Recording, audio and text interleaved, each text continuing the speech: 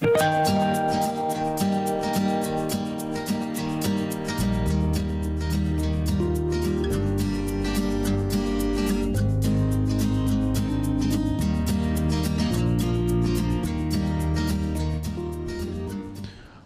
ce 15 août 2015, nous allons emprunter le chemin qu'utilisaient les Moliérois autrefois, commune sur le territoire italien jusqu'en 1947, pour se rendre dans le village le plus proche qui se trouvait lui en France, Saint-Sauveur-sur-Tigny. Le départ se fait de Pont-de-Paul, qui était l'ancien poste frontière. Nous nous trouvons légèrement en amont de l'usine électrique de Valavre. Le tiers du parcours se fera le long d'une piste forestière aménagée pour rejoindre la centrale électrique de Pierre-Blanche. Après avoir emprunté le pont qui franchit la Tinée, nous l'allongeons sur environ 500 mètres pour bifurquer directement dans le vallon de Molière. Ici, nul besoin de s'attarder à surveiller le balisage, il est difficile de s'éloigner de la piste, celle-ci étant très bien entretenue.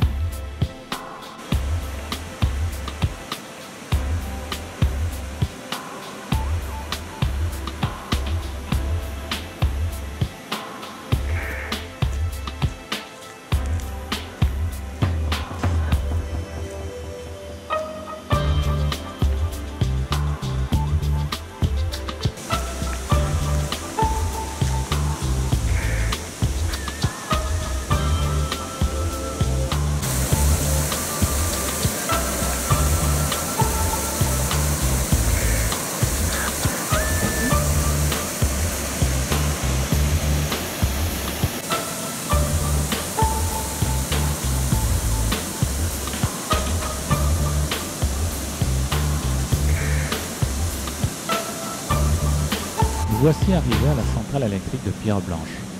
Ce qui est paradoxal, c'est que se trouvant à un peu plus de 2 heures de marche de Molière, le hameau n'est lui pas raccordé au réseau électrique.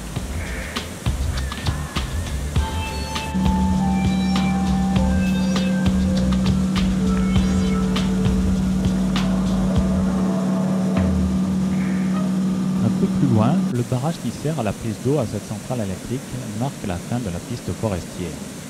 À partir de là, nous empruntons l'ancien chemin muletier qui longe le vallon.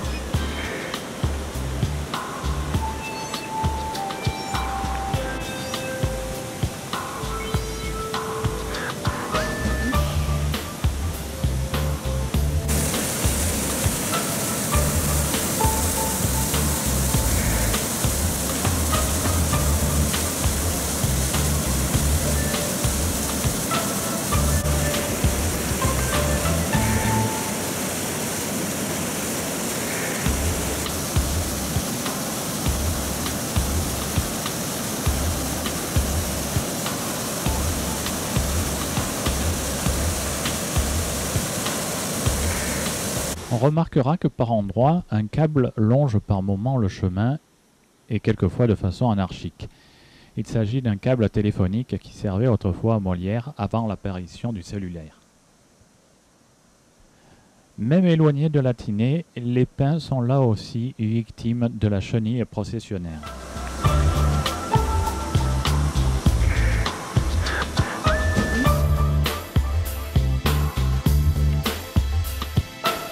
Nous arrivons au lieu-dit de Liuma. Les Moliérois étaient tous propriétaires de quelques parcelles situées plus en aval de leur village.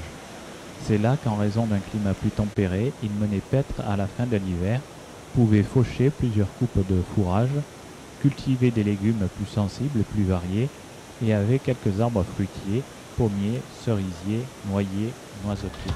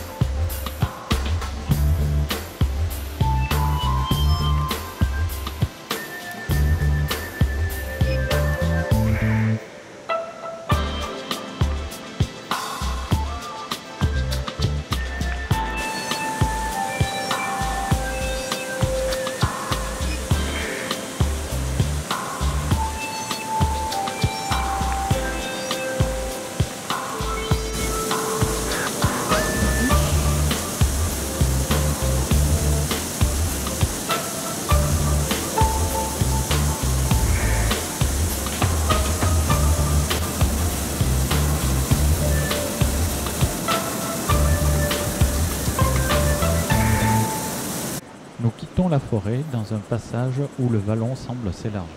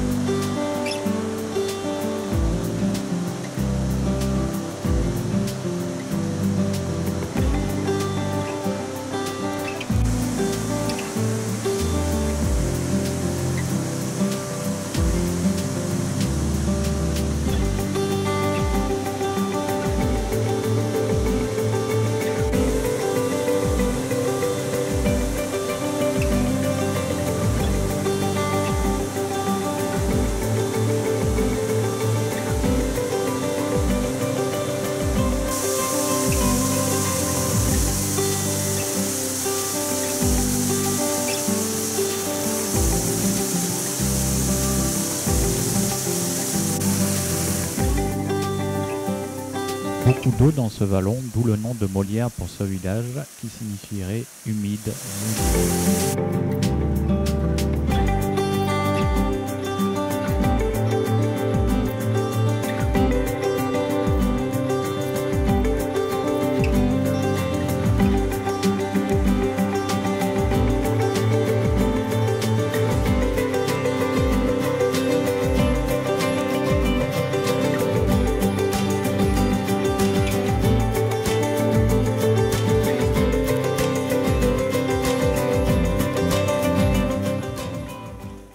Nous arrivons à Molière.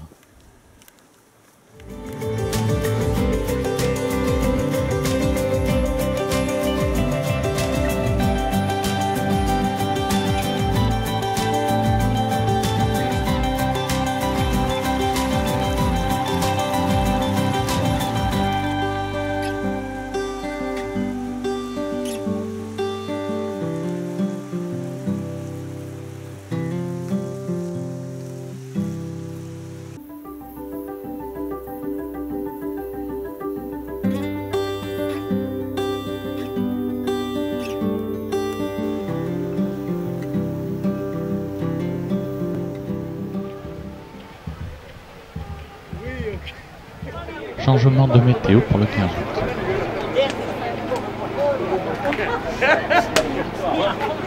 août.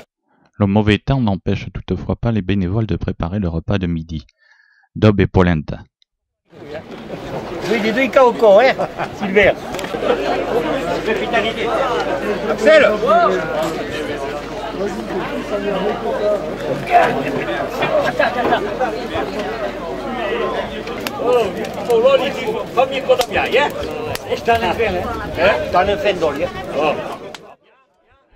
Les gens commencent à arriver. Malgré une météo capricieuse, ils sont déjà nombreux à acheter des tickets pour le déjeuner.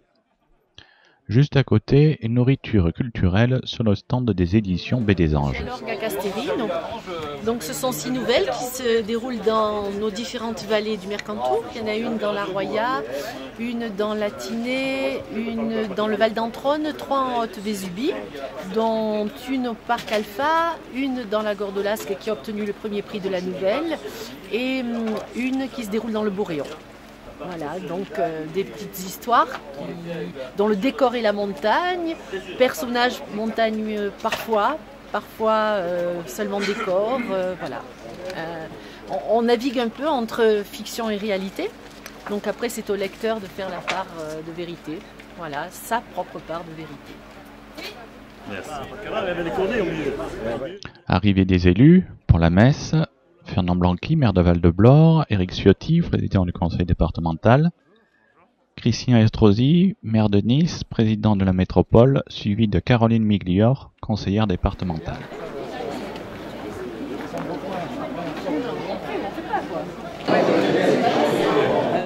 La petite chapelle, toujours trop petite pour ce 15 août.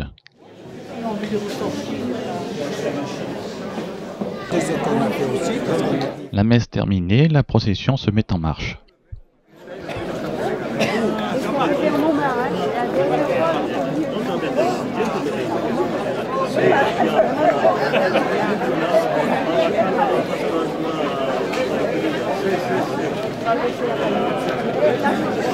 Chez nous, soyez reine, c'est bien. Et nous, la Madone, compris à genoux, qui sourit et pardonne chez nous, chez nous, chez nous. Vous êtes tout aimable, refuge des pécheurs. Voyez tous courables, vos rêves de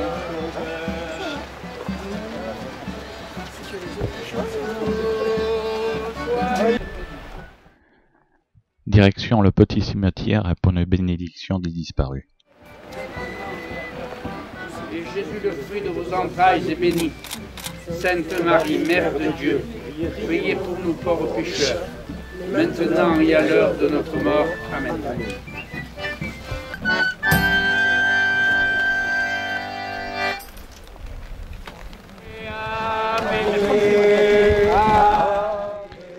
Alors que la pluie s'intensifie, retour de la procession dans l'autre sens au village.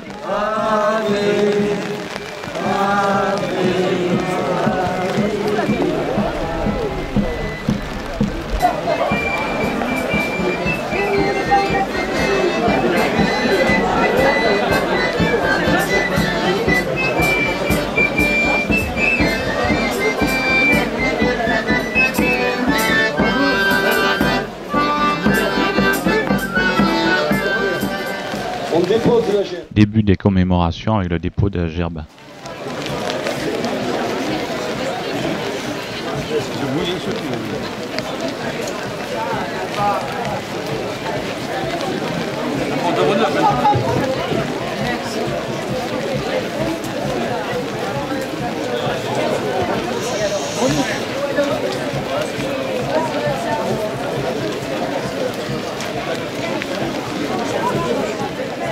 Voilà, je voulais vous remercier tous d'être présents aujourd'hui. Et comme vous avez pu le constater, nous avons, grâce à nos élus, grâce à Eric, grâce à Christian, excusez-moi, j'ai un peu froid, grâce à notre maire et toutes les personnes qui aiment ce village, mais surtout, c'est eux qui décident de tout et qui ont fait pour nous des choses merveilleuses depuis toutes ces années. Et vraiment, cette année, ils ont arrangé encore la route, ils ont permis que vous ayez une route carrossable. Et ils continueront, j'en suis convaincue. Mais ils œuvrent aussi à bas bruit sur des réalisations que nous faisons plus localement, disons, dans notre village. Par exemple, l'église, vous avez pu constater toutes les améliorations que nous avons pu faire. Et l'année prochaine, sûrement l'électrification, qui est quelque chose qui nous tient à cœur. Donc nous sommes aidés par tous ces gens-là et nous essayons de travailler ensemble avec le parc aussi. Nous sommes en cœur de parc et avec toutes les contraintes que cela impose. Je vous remercie aujourd'hui d'être présents parce que c'est vrai qu'il ne fait pas beau, rien n'est avec nous, mais vous êtes tous là, donc ça c'est très important. Donc continuez à venir à Molière le 15 août et même si aujourd'hui il pleut, essayez de passer une bonne journée. Voilà, merci de votre présence, merci à tous. Ce n'est pas long, mais vous dire d'abord que grâce à Eric et à Christian, à leurs postes respectifs, ont réussi l'exploit qui n'est pas facile en cœur de parc de rendre cette route carrossable jusqu'à Molière. Et elle sera carrossable jusqu'à Molière, c'est la compétence de la métropole et sur des crédits particuliers que Christian a réussi à nous sortir. Nous avons fait de belles tranches, vous avez vu sur la montée de la Vésubie du côté de Saint-Martin-Vésubie. Eric, on a fait un morceau de grande qualité. Alors, Molière qui a souffert, Molière qui a été martyr, Molière qui s'est toujours posé la question de sa survie, Molière revit aujourd'hui. Vous n'avez qu'à voir derrière vous les chantiers qui poussent, vous n'avez qu'à voir la vie des gens qui viennent de passer de plus en plus longtemps à Molière. Molière revit et nous souhaitons que Molière revive. Et nous pouvons le réussir en cœur de part, malgré les règles du cœur de part. Il est essentiel que les hommes puissent vivre en Molière de façon et de grande qualité. Eh bien, mes chers amis, il y a 20 ans de cela, même un peu plus, avec Fernand, Monique était déjà là, sur cette place, devant ce monument qui rappelle ceux de vos pères et de vos grands-pères pour les habitants de Molière et les propriétaires qui sont tombés et auxquels nous voulons rendre hommage chaque année. Mais Molière n'était pas ce qu'elle est aujourd'hui. Molière était encore frappée par les stigmates, comme elle est encore un peu, des nazis qui l'avaient brûlée et dévastée en 1944. Il y avait une autorité du parc national du Mercantour qui s'opposait à tout ce qui était envisageable ou possible à l'époque. Nous avons tenu bon. Je n'ai jamais lâché, ma chère Monique, mon cher Fernand. Et petit à petit, nous avons réussi à être entendus pour qu'il y ait une cabine téléphonique, pour que maintenant nous puissions parler électricité, pour pouvoir vous livrer ce matin, avec la métropole, et près de 70 000 € d'engagement, cette voirie confortée. Et je remercie en même temps mon ami Eric Ciotti, à toutes et à tous, avec ma fidélité et mon affection à Molière. Merci Eric, merci Christian. Je fais un petit clin d'œil, puisque c'est Sainte-Marie, je souhaite une bonne fête à Marie-Thérèse. Elle se reconnaîtra. Comme le veut la tradition, nous ne terminons pas par la Marseillaise, mais par 4 hymnes. Alors on va s'appuyer. Angèle va m'aider à chanter la Marseillaise, et moi je vais chanter Fratelli d'Italia.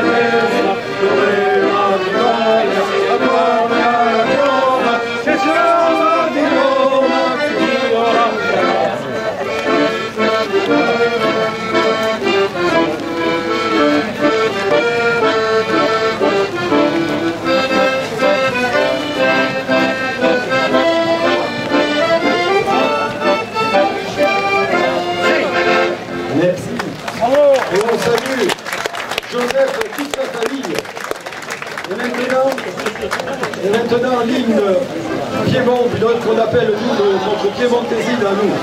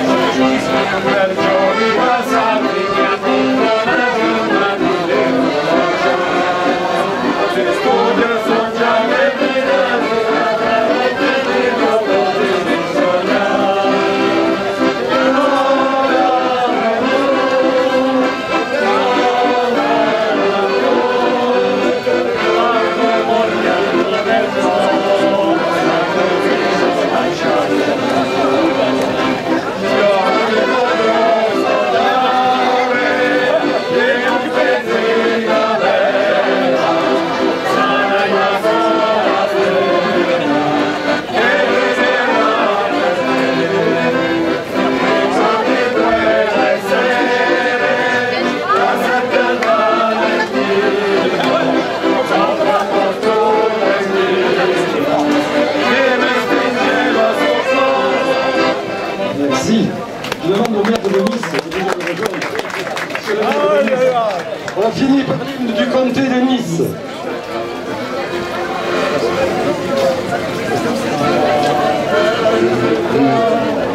Viva, viva.